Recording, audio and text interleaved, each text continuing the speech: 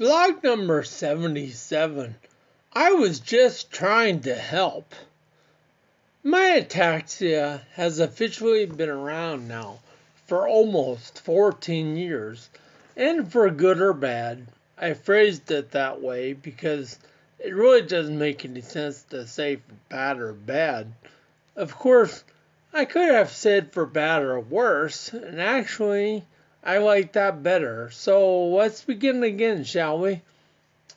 My ataxia has officially been around now for almost 14 years, and for better or worse, my SCA is masculine, he is always trying to be helpful.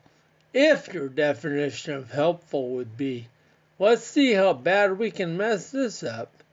So let's take a closer look at some of the ways that my SCA man boy would consider himself to be helpful. Number 1, he's an excellent assistant in the kitchen. No matter the task, nothing is viewed by my ataxia as being too small or too trivial to be transformed into a rather large mess. I enjoy cooking, and I used to do it professionally.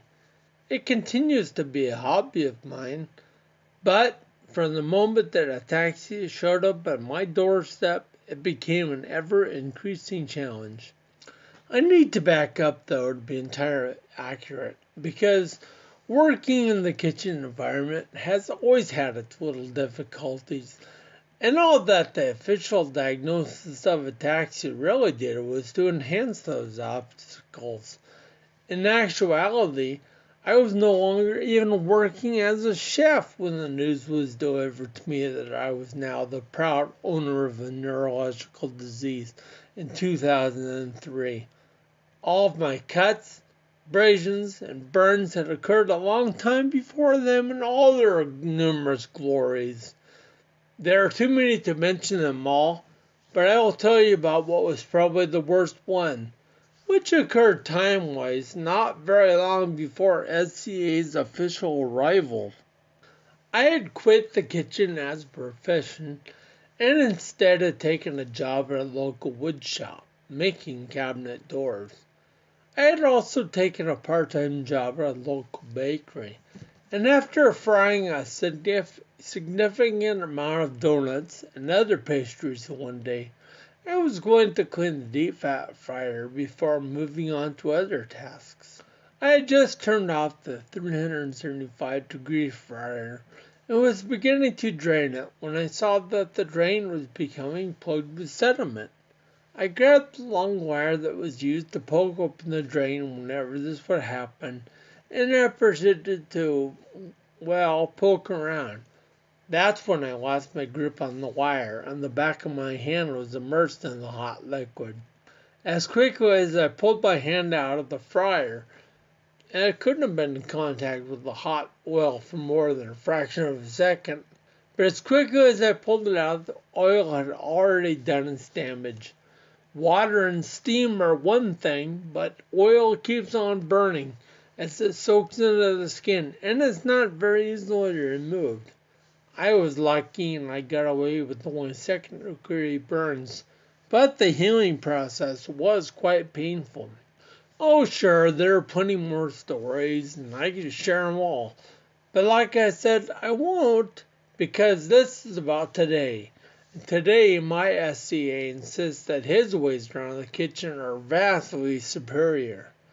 No matter the size of the job, apparently his impression of me and his current assessment of my skills in the kitchen is that I sorely lack any talent and that I desperately need his expertise.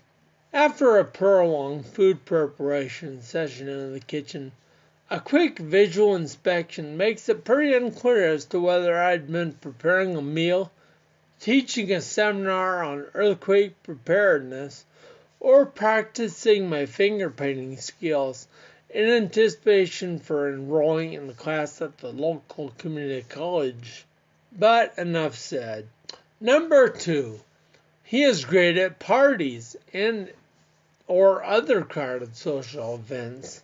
When I referred just now to my SC as being great at parties and crowded events, of course, you realize that I was being just slightly sarcastic, right?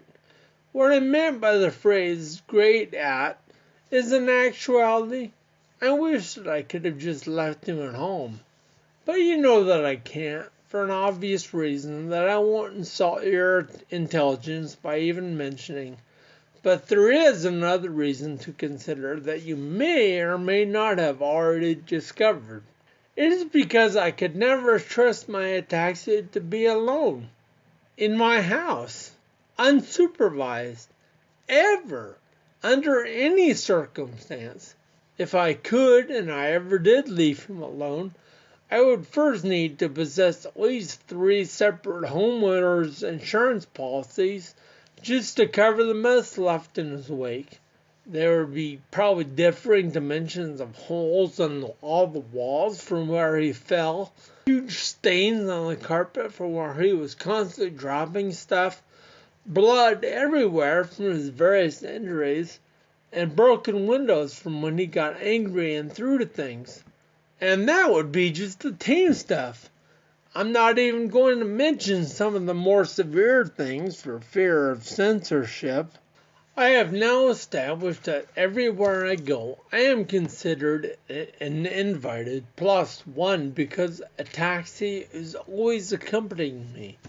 So after I happily, grudgingly introduce him to everyone in the room, I try my best to distance myself from him, as people whisper to each other and wonder who invited that guy and why is he even here. If that wasn't already bad enough, somehow it seems that I now have even become his designated driver, no matter where I hide, be it under a table, in a bathroom stall, in a cool closet, anywhere else. I am invariably always seeming to be the one stuck taking him home. Apparently, my taxi is a firm proponent of the saying, going home with the one that brung you. It's like I have won the worst door prize in the history of all door prizes, and I am stuck taking my prize home. I mean, he's not even garage sale worthy. I have considered before trying to sell him at a yard sale. But even with a drastically reduced price, in which I don't even come close to breaking even, but I actually lose money, I still wind up being stuck with him for the remainder of this life. Even a good old-fashioned unsuspecting buyer wouldn't be able to see themselves owning one of these.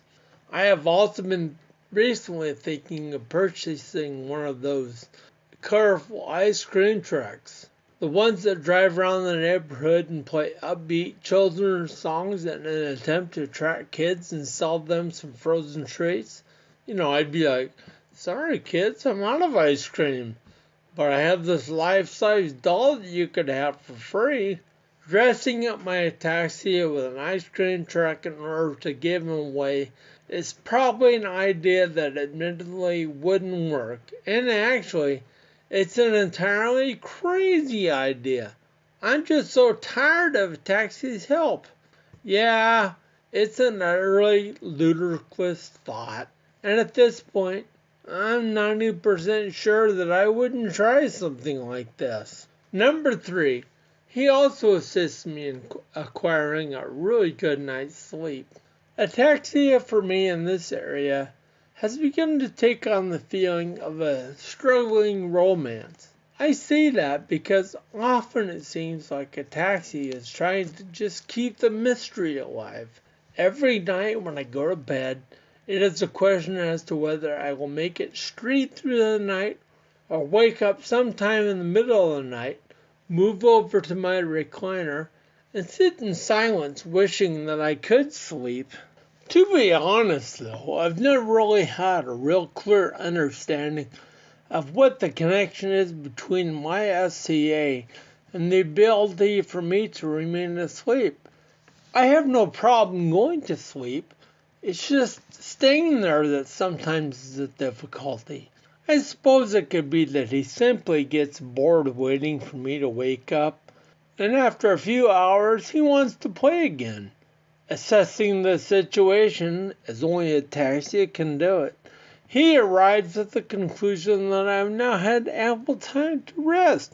Approximately 2 or 3 hours later, occasionally he'll wake me up with a horrendous leg cramp, or by a pressing need to inspect the bathroom plumbing. I suspect that there has been a partnership struck with the bladder. But other times, he'll jolt me out of a peaceful slumber by plugging in the extension cord that runs an electrical current directly to my muscles, causing them to either tightly seize up in a cramp or twitch and buck violently.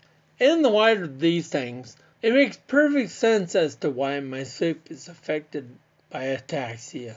However, the vast majority of the time, I simply wake up for no apparent reason, other than to journey into the bathroom just to make sure that all is as it should be. Then I spend anywhere for the next 3 to 4 hours wondering where sleep went to in such a hurry, and when it might be traveling back my way. I may not have a complete understanding as to the nature of the relationship between random lack of sleep and my ataxia, but there are 2 reasons that lead me to believe that there might just be a connection between the two after all. The first one is because of the testimonies of others. It appears that the state of insomnia is experienced on a rather large scale. If I'm up in the middle of the night and I decide to play one of those social word games, the friends that I play quite often are also enduring a sleepless night, and invariably playing at the same time that I am. Sometimes we even chat. But the second and the most telling reason that ataxia never appears to be surprised when I wake up, he never seems to get groggy or even half asleep, but he's always ready to assist me like he's been awake for quite some time. Maybe he never even went to sleep. You would think that there might be a moment, like in the middle of the night or the first thing in the morning, when I could catch him before he wakes up, a moment which would allow me to talk, to walk, and to see straight, as in the exact opposite of how people usually act when they first get up, stumbling around until they've had a chance to rub the sleep out of their eyes, run through their morning routine, and fully wake up. You would think this would be the way that it would work, but ataxia always comes across as being prepared beforehand for any occasion. He's right there by my side, whatever the hour may be, instantly willing and able to help me make some noise as I try and make my way around the bedroom as silently as possible. As I trek into the restroom, again, someone needs to do nightly inspections, and when I move my final resting place, my easy chair.